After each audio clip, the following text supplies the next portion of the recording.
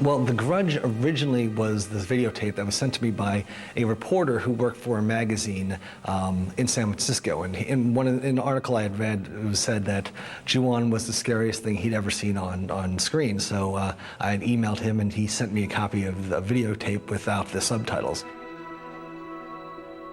We just put together the compilation of the scariest scenes and then showed that to the studios. The initial reaction was the same, that it was very scary, but they were hesitant to do it because they didn't understand what the story was. And without the story, they felt that it should be developed in a way that was somewhat similar to the styles of stories that were told in the US, which is something that we didn't want to do. We didn't want to spell out all the answers and have it be a bit ambiguous. And that's the thing that scared a few studios off. I think there's a difference between Asian cinema and say, Hollywood movies, because Hollywood movies, there's so much money involved, and people need to make back their investments. And usually when that happens, and there's such a large amount of money, people go safe. People go for what's the equation that equals success. So that takes away from a lot of the writers' abilities to kind of bring in new subjects or things that haven't been filmed before. Whereas in Asia, the money isn't that big, and people are exactly trying to do something like that, start something new, so then they can keep going with their career. Especially directors, like finding new ways, new camera angles, new stories. So I think that's why, especially for the horror movies lately, a lot of the West has been kind of remaking a lot of Asian movies lately. Sam and I originally saw Ju-on, The Grudge. It was brought to us by Roy Lee, the purveyor of all great Asian movies into Hollywood. And we saw it and we went, wow, we don't know what the hell that was, but it scared us. And that was crazy. And so it had all the attributes and hallmarks of great horror because it was different, new, original, and scary. Ow. It's not necessarily the gore or the on-screen violence. It's more of the anticipation of the scares that will be coming up. And as long as the audiences feel that rush of being scared and it delivers on that scare, that's all that's, for me, that's what's important in terms of a very successful horror movie. Not necessarily as much as you could show like in the Friday the 13th or the other type of slasher movies. 一番の違いは今の特に、J ホラーと呼ばれているものに関して言えば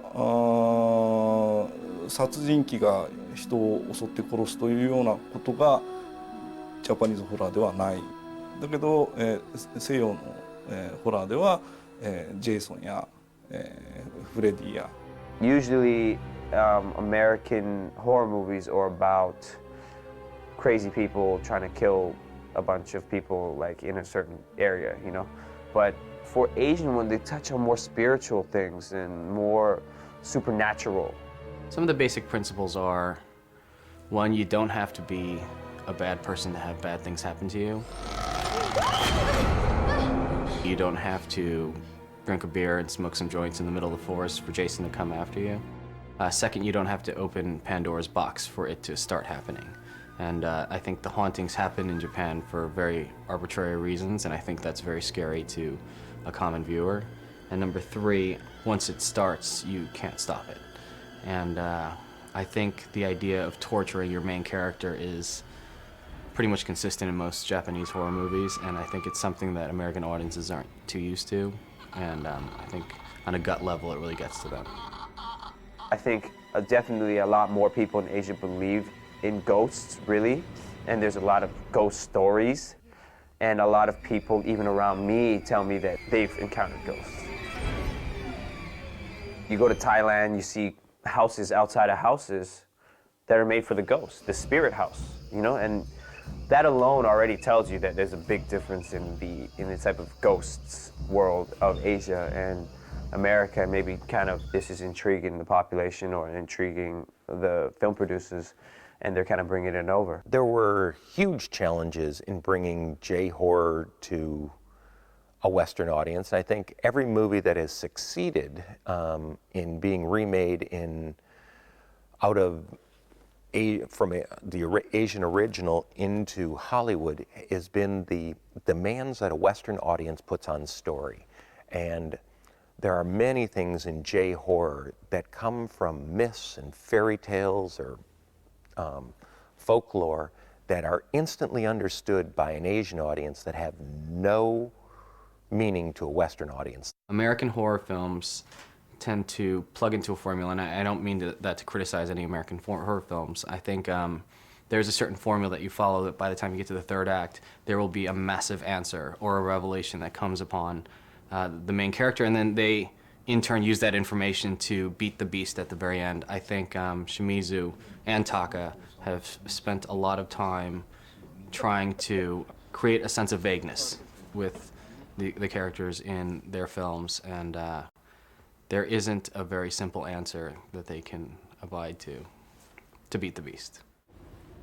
Miyuki-san. Cut! So you look around. I mean, your eyes move to touch all these. So just the eyes, though.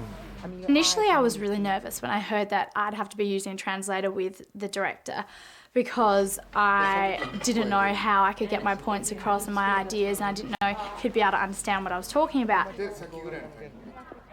Squishy means move a little, and squishy squishy means move a lot. So I always go squishy, and they go, ah, squishy squishy. I go, squishy squishy. I look faster here. It sort of becomes like charades where you're like, first word sounds like, I don't know, I can't explain it to you. Yeah, I just think that I would expect to hear more English. There are things that you can't just express with a word, like, I want to feel sad and then happy in this scene. I know that it can be very tricky in terms of taking direction, that just working with an interpreter. So I ask them, what's it like? Do you like the fact that it slows down the conversation and you have to think about the question you're asking, and the director has to be that much more precise in the instruction he's giving you? It really does take twice as long, because even the simplest question suddenly becomes like a 20-minute discussion. You learn to limit your questions to those that are very, very necessary. You can talk about, the hangers in the suitcase for so long that it seems to be an issue of national security. So basically, you guys are taking class. It's interesting because you still have to wonder if something gets lost in translation. Things can be repeated, but emotions have to be repeated as well. And I want you to look at it all over. He works with Jiho, translator, who's an amazing woman, funny and interesting and very talented what she does. And I think they know each other so well. They're almost like brother and sister, the way they even spat sometimes with each other. It's like playing telephone, and she's the middle ground, and she has to communicate emotion, whether it's anger or satisfaction or confusion, and then again relay it back again without losing any of it along the way. She is amazing. She translates, I've said this before, not only his words, but his inflections and the cadence of his voice, the rhythms, everything. She gives you everything. I feel like I'm getting it right from him. And then a lot of times I'll watch him while she's talking, too. I've never felt misunderstood, nothing like that. I've felt more misunderstood on some other English-speaking sets. I mean, you almost want to say something to her, like, what are you doing here? I just don't notice that he speaks Japanese. They're one person.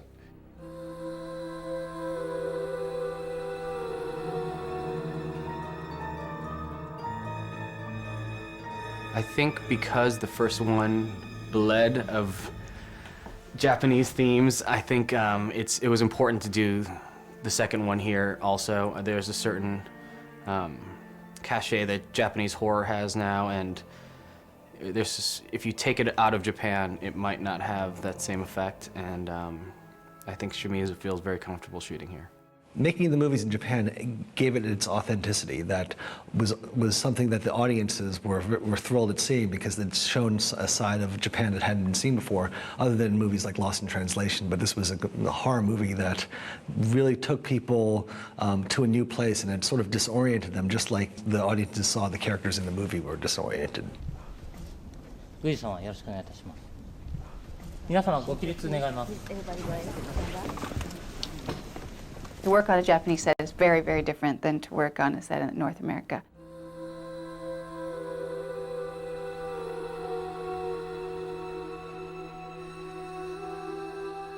撮影所にはやはり必ずその小さな神社があってそこでこう作品が入るたびに、その映画がヒットすることを願ったりスタッフのこう安全を願うんですけどそれはやっぱりこう昔からのこう伝統的なもので。First thing that happens is you walk into the set, you take off your shoes. And there's an implicit in that, an acknowledgement of the space you're going into where work is going to be done. And there's kind of just a reverence right off the bat with that. There's ritual sort of greetings. There's a saying that they say, onegai shimasu. Which is like thanking you already in advance for all the wonderful work. And as an actor, you're like, I don't know what's going to happen. This could really be horrible. So don't thank me for anything that's wonderful quite yet.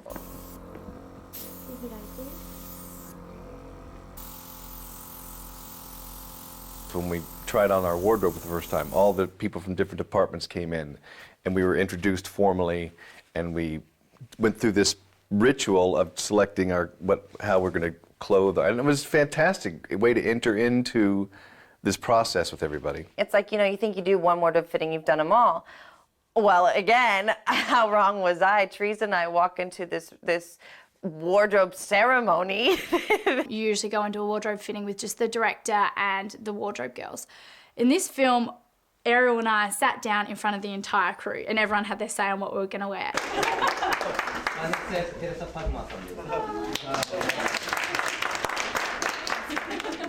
We were kind of, looked at each other and we were smiling and caught off guard, but enjoying every moment of it, but kind of not knowing what was going to happen next. Great. The Japanese DP, director, producer, translator, Japanese wardrobe, dressers, assistants, everyone, along with the, American hair and makeup and producers.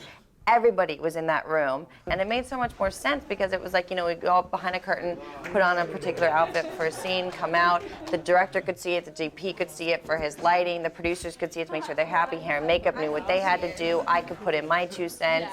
When we left that room, even though it was like this hour ordeal, it was all done, it was completed, and everyone knew exactly what was going to be seen in every scene. やっぱりこう映画に対するこう基本的な考え方が多分アメリカ映画はこうビジネス的な部分があってそのパートに分かれてると思うんですけど日本はこうみんなでこう映画ってみんなで作るんだっていう意識がすごいあってだからこうどんなパートものの人までこうスプリクトを読んで自分たちがこういうふうにするんだっていう意識でやるんですよね。だからそれが多分欧米のスタッフ編成に比べるともう何分の1かでしかないんだけどもやっぱその短い期間と限られた中でやるためには必然的にそういうふうになったというふうに僕は思ってますけども。Everyone jumps in and everyone switches hats and in the United States is much more. This is what one person does and this is what another person does. So there's a great sense of teamwork that way. Mark. I mean, in an American crew, it's like there's probably 5 minutes before someone calls action. It's like, it's quiet on the set, everyone quiet down, everyone be quiet, ready, blah, blah, blah, blah. And then finally you hear action, right? Now, Mark. It's like, ready? Ready? Action. Action. And everyone just goes, and it's like, it's so nice. If you didn't like a shot, you better yell or scream or do any type of, because they said within 3 seconds, the set is just shut down. Action! As soon as Shimizu yells action, everybody kind of drops what they're doing, and they all look at the shot. And that's really important because a room full of crew members that are running around doing other things as opposed to looking at the shot just creates a totally different energy. And I think that way of making films is really intimate, and I think it's really important, especially for the actors and the director. Okay. Just feels like there's no egos and all that stuff. That I like that. I mean, it's a really easy working environment. You feel like people are there for you to support you in what you have to do. So that's nice.